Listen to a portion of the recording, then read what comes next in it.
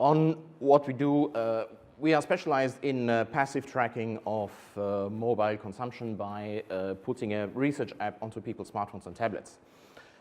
We do this both for telco clients and OEMs who get a lot of data out of there, which is more related to the quality of the experience and the network, which they can't get from their own network analysis data, for instance, and also for a much more broad audience for consumption-related information and information about audience measurement.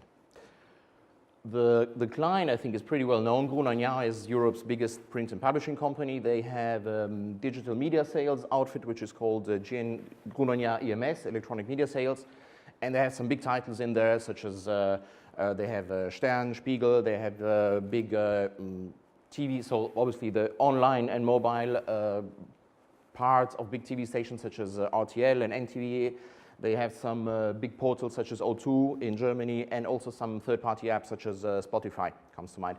By the way, I noticed that the screen is a bit small compared to the size of the room, but this presentation will be available afterwards as a PDF. So if you want to look at the different brands, you'll be able to do it, and they will be a bit more visible.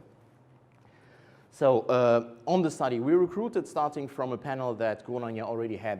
They have a panel of 7,000 people who occasionally use the smartphone, or more than occasionally, to access the internet. It's called G&J Medientrend.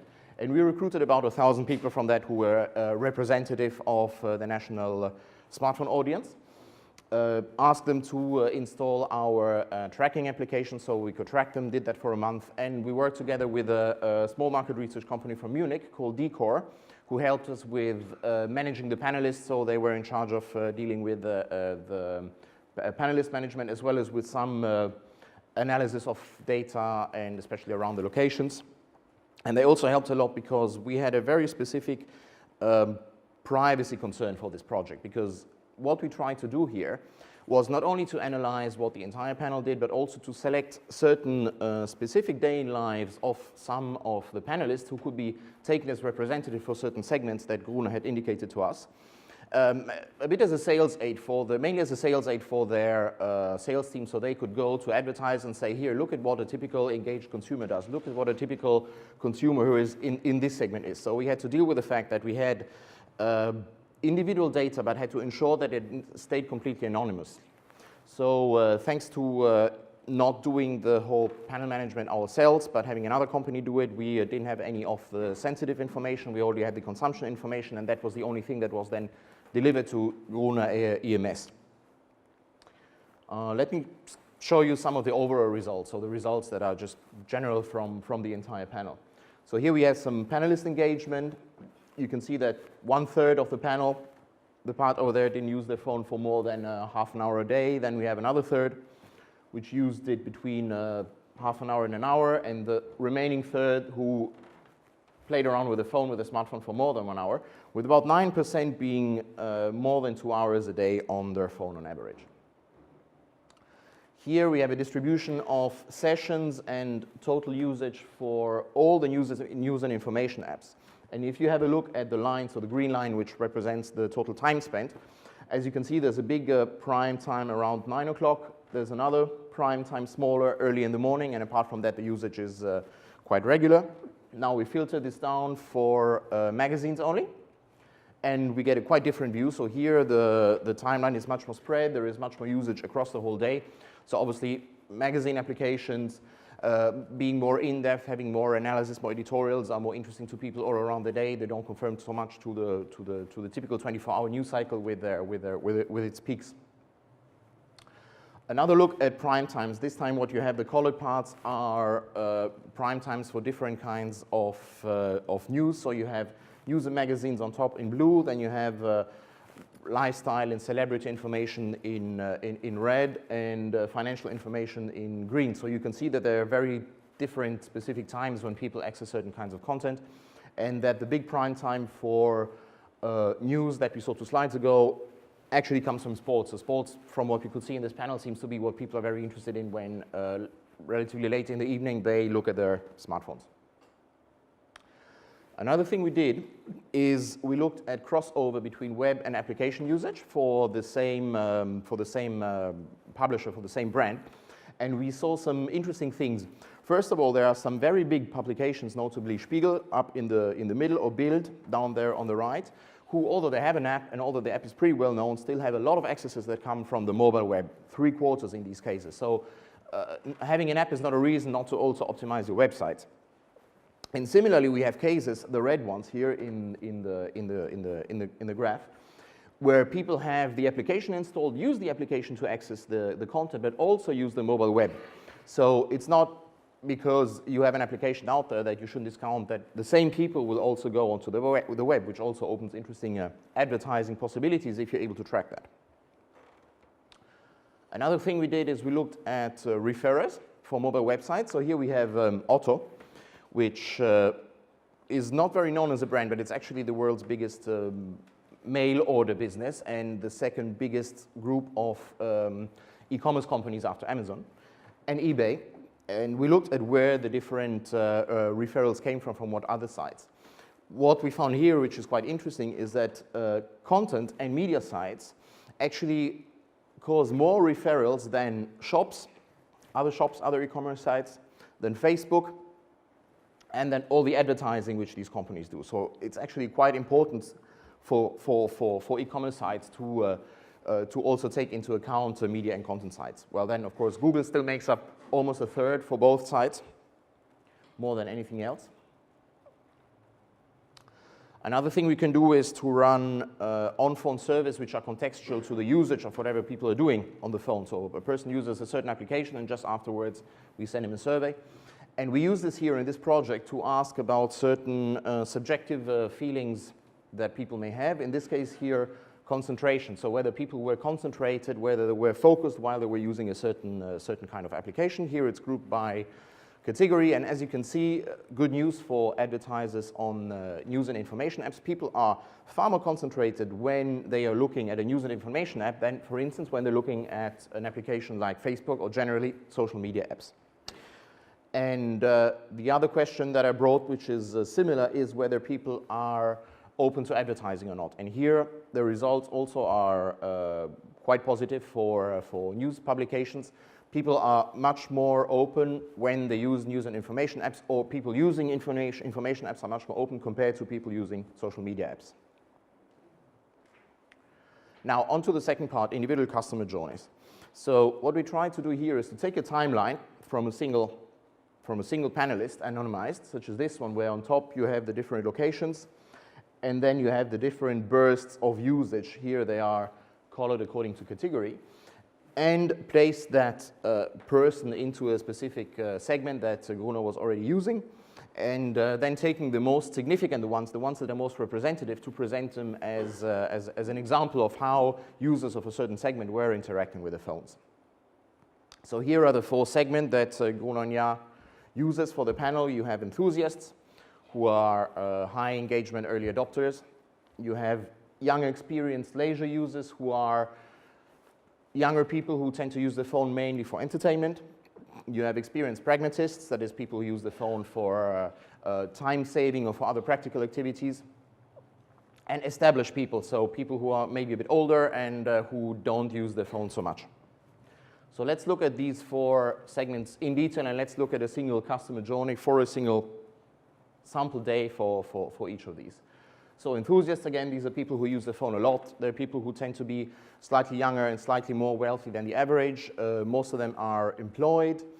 One interesting characteristic is that since they got a smartphone or a tablet much more than the overall universe, they tend to have switched their browsing from fixed PCs or laptops to the mobile device. It's a group of people who communicates a lot, who uses the phone a lot to stay in touch with the friends, usually using different media and also advanced media such as OTT or voice over IP, messaging over IP. They also move around a lot, and as a consequence, they are quite heavy users of travel applications. So here is an example day in life of one of these users. It's a bit small, I know, I'm just going to summarize it. So you see all the red dots are changes of location, so it's a user that does move around a lot. He spent over 2 hours on this day using his phone, so quite a lot of FaceTime. He has a relatively advanced Android device. His usage is mostly about communication, so lots of email, lots of WhatsApp. He also makes lots of calls. He spends time on Facebook, and also linked to the time he spends moving. He's also a user of the Deutsche Bahn app, so the application for the German railway company, which he has consulted 3 or 4 times on this day. And another thing that also characterizes him is a relatively high amount of browsing. So he also spends quite a bit of time on the internet, although we didn't break out here on this view which sites he went to. So the second group, young experienced leisure users, are, as I said, younger people, a lot of students, slightly less wealthy than the previous groups, who do spend a lot of time using their phone to be entertained. They use the phone a bit less than the previous group, and what they use is mostly games, media usage, and other similar kinds of content. Our typical user spent less than an hour on his phone, so less than half what the previous user did. He does move around a lot, and his bursts are more rarefied, so he doesn't spend all his time or all his day engaging with the phone and interacting with it. He uses his phone to communicate quite a bit, but also to inform himself. So this is, from the perspective of the content, this user here is a very news-heavy user. He spends time on NTV, spends time checking out stocks. He spends time checking out the weather. Quite representative for this segment that Gruner has. So the third segment is the experienced pragmatist, of which I would assume there are lots here in the audience. So it's a more pragmatic user who sees his phone as a tool, something to make life easier, to spend less time doing things which are complicated. This user is also quite receptive to m-commerce, because he's somebody who likes to do things quickly. So when he needs a book or when he needs something, he's not too concerned about buying it on his phone directly. And demographically, it's a somewhat older but wealthier group, and there are lots of entrepreneurs here, there are lots of professionals, and people owning iPhones are highly represented here compared to other operating systems. Okay, the average users here, the exemplary user spent 81 minutes on his phone on this day, so between the 2 other segments that we saw. And concerning his usage, there are lots of calls, so he spends a lot of time communicating person to person with other individuals, so there are voice calls, also via WhatsApp. He uses advanced functions such as Vlingo, so voice assistance on his phone. And he's also been on Amazon 4 times, so he spent 4 sessions on this day on Amazon. He's somebody who doesn't mind using his phone for m-commerce and similar activities. Finally, the last group, the established group. So as you can imagine, this group is a bit older. It's made up mainly of people who do have a smartphone but don't use it to the fullest extent of its capabilities. So they mostly use it as a dumb phone, but although they are quite passive in the discovery of new services, they're not somebody who just goes out and explores. If they find a service that interests them and that they also find quite easy to access, whatever the kind of service, whatever the category of the service, they can become quite heavy users and also buyers. Our example here is a person who spent 33 minutes on the phone on this day, so not a lot. And most of what he does is voice calls and MMS reception. We do have a few interesting sessions, though. We have App Store sessions on the Google Play App Store and also on the App Store of his operator, which is O2. So this is somebody who discovered app stores, who likes playing around and downloading apps, and he does it. And the other thing is eBay. So there are a few eBay sessions. So it's again, it's a user who does something which may be seen as a bit advanced. It's very focused, but once he discovers the service, he's not above using it and engaging with it. So what are the conclusions for Gruner from the study? So they found that the study gave them a very good outlook on what people actually do second by second over the whole day with their mobile phones. This led them to a few thoughts about optimization of apps, of websites, and they also found that using these consumer journeys, these one-person snapshots of a person who is part of a specific segment, was quite useful in discussions with advertisers just on an emotional level to say, hey, look, here's a typical user, look what he does, can you see yourself advertising to this person? And that's it from my part. Ladies and gentlemen, thank you. And as said, the presentation will be available if you want to read all the small print.